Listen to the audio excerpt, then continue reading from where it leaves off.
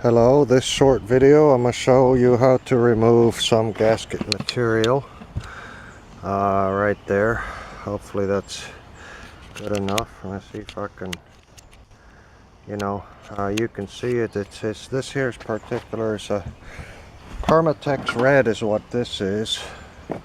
And I'm going to tell you, I've used this scraper, but this has got a really sharp edge. And it tends to scratch the material. You don't really want to do that. This here is made of aluminum.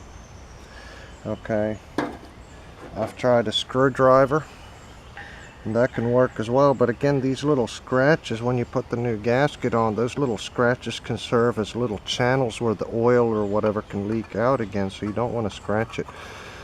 But you can try and scrape it a little bit like this, and that may seem like painful. I tell you what, I've tried paint thinner. No good, but some people swear by it. I use my fingernails, and this may seem slow, but it's soft, and that's why I let my fingernails grow, but that's not the only reason. But I'm not getting into all that. Look, it's coming off. Okay, you know what I'm saying? Whatever works, man. And it is a pain in the ass, especially on bigger surfaces. You're gonna be like, dude, I'm gonna be here scraping for a freaking hour. And let me tell you, if it comes off, keep doing it. You know, it may not be the fastest way, but it works. Look at that.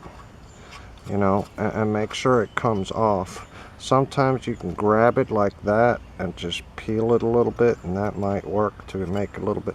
I've made good progress with bigger chunks before.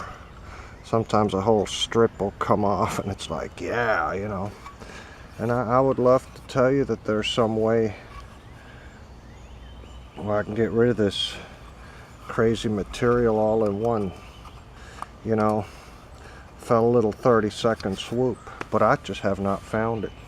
All this stuff has got to come off, every last bit of it. That's the part that sucks so bad, because again, any of this that's left over,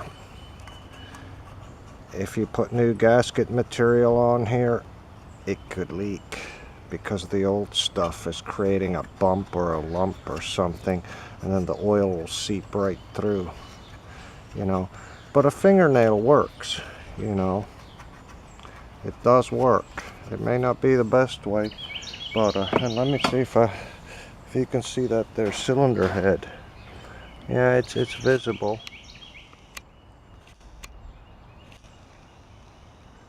Okay. You know, I'm gonna do the same thing here. Just scratch it off. You know, this here is actually coming off real nice and good. A steep angle, like 45 to 60 degrees, seems to work best.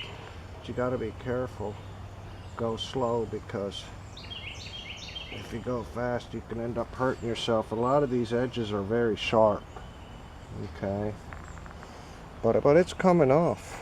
It's coming off. You know, I mean, just like, I'm gonna do it from the other side so you can see how it's coming off. I mean, right there, you know. You gotta put just a certain amount of pressure on it. The right length fingernail helps as well. You know.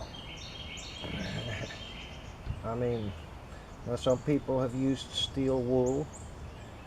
I can tell you, you need to use something that's used to polish. Don't use just any steel wool. There's different types, you know.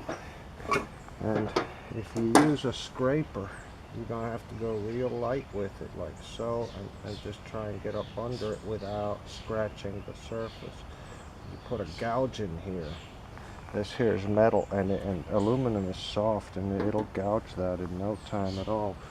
But again, the fingernail is just one of the best methods I have found. It might take a half an hour, but you know, get it done. Get it done.